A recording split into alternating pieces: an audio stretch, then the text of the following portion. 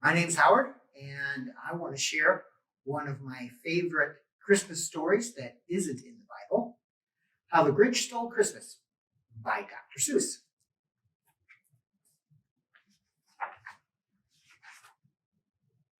Every Who down in Whoville liked Christmas a lot.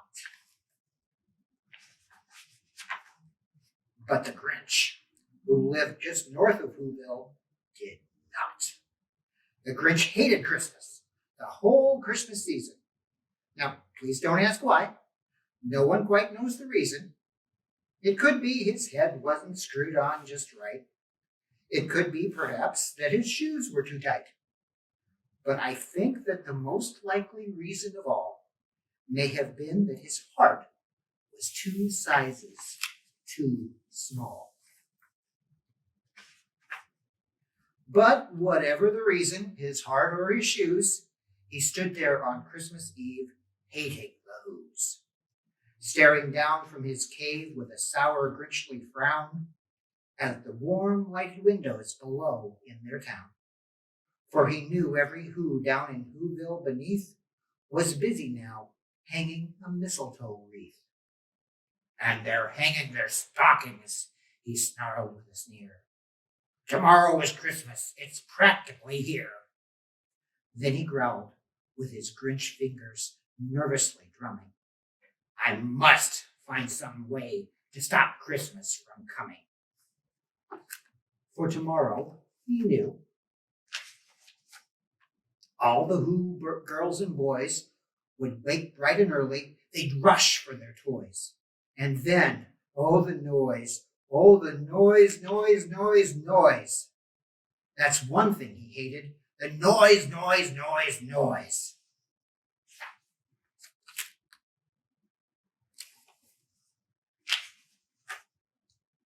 Then the Who's, young and old, would sit down to a feast. And they'd feast, and they'd feast, and they'd feast, feast, feast, feast. They would feast on Who pudding and rare Who roast beast, which was something the Grinch couldn't stand in the least. And then they'd do something he liked least of all. Every Who down in Whoville, the tall and the small, would stand close together with Christmas bells ringing. They'd stand hand in hand, and the Who's would start singing. They'd sing, and they'd sing, and they'd sing, sing, sing, sing. And the more the Grinch thought of this Who Christmas sing, the more the Grinch thought, I must stop the whole thing. Why, for 53 years I've put up with it now. I must stop Christmas from coming. But how? Then he got an idea, an awful idea. The Grinch got a wonderful, awful idea. I know just what to do. The Grinch laughed in his throat, and he made a quick Santa Claus hat and a coat. And he chuckled and clucked. What a great Grinchy trick. With his coat and his hat, I'll look just like St. Nick. All I need is a reindeer. The Grinch looked around. But since reindeer are scarce, there was none to be found. Did that stop the old Grinch? No. The Grinch simply said, if I can't find a reindeer, I'll make one instead. So he called his dog Max. Then he took some red thread and he tied a big horn on the top of his head. Then he loaded some bags and some old empty sacks on a ramshackle sleigh, and he hitched up old Max. Then the Grinch said, "Get up!" And the sleigh started down towards the homes where the Who's lay a snooze in their town. All the windows were dark. Quiet snow filled the air. All the Who's were all dreaming sweet dreams without care when he came to the first little house on the square. "This is stop number 1, the old Grinchy Claus hissed, and he climbed to the roof, empty bags in his fist.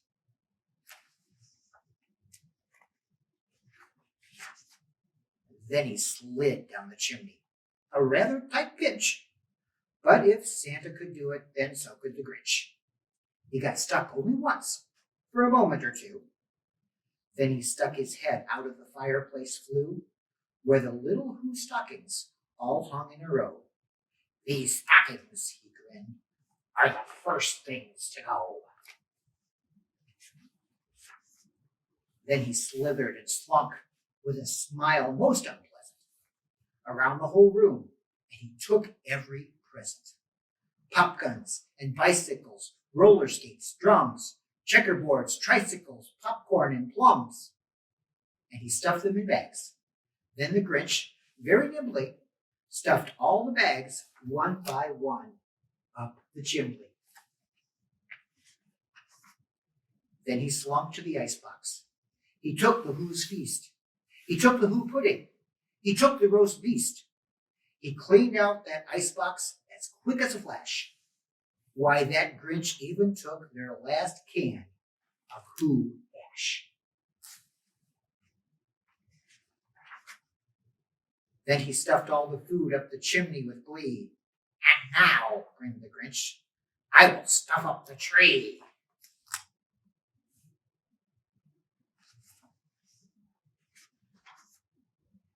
And the Grinch grabbed the tree, and he started to shove when he heard a small sound like the coo of a dove.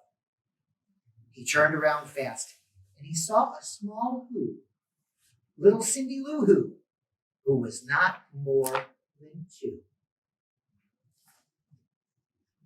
The Grinch had been caught by this tiny Who daughter, who got out of bed for a cup of cold water. She stared at the Grinch and said, "Santa Claus, why? Why are you taking our Christmas tree? Why?" But you know, that old Grinch was so smart and so slick, he thought up a lie, and he thought it up quick. "Why, my sweet little tot," the fake Santa Claus lied, "there's a light on this tree that won't light on one side. So I'm taking it home to my workshop, my dear. I'll fix it up there, then I'll bring it back here."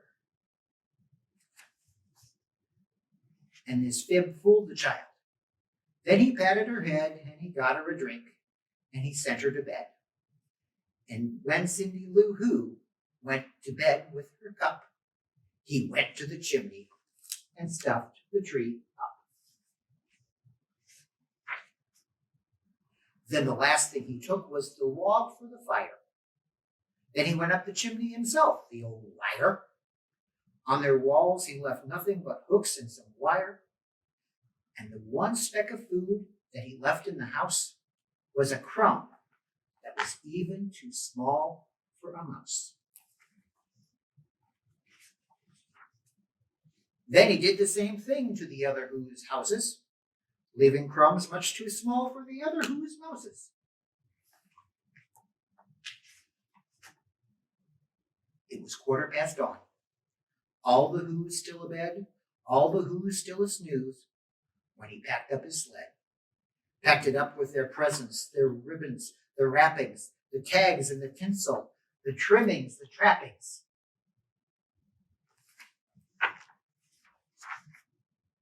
3,000 feet up the side of Mount Crumpet, he rode with his load to the tip-top to dump it. "Pooh-pooh to the Who's," he was drenchily humming. "They're finding out now that no Christmas is coming. They're just waking up. I know just what they'll do. Their mouths will hang open in a minute or two. Then the Who's down in Whoville will all cry boo. That's a noise, grinned the Grinch, that I simply must hear. So he paused, and the Grinch put a hand to his ear. And he did hear a sound rising over the snow. It started out low, then it started to grow. But the sound wasn't sad. Why, this sound sounded merry. It couldn't be so, but it was merry, very. He stared down at Whoville. The Grinch popped his eyes. Then he shook. What he saw was a shocking surprise.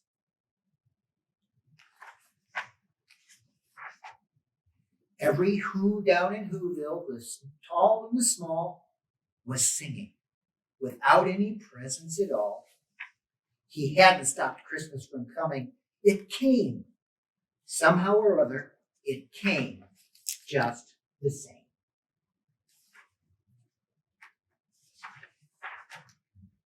And the Grinch, with his Grinch feet ice cold in the snow, stood puzzling and puzzling. How could it be so? It came without ribbons. It came without tags. It came without packages, boxes, or bags. And he puzzled 3 hours till his puzzler was sore. Then the Grinch thought of something he hadn't before. Maybe Christmas, he thought, doesn't come from a store. Maybe Christmas, perhaps, means a little bit more.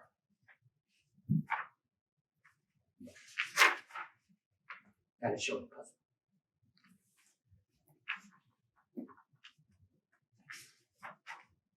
And what happened then?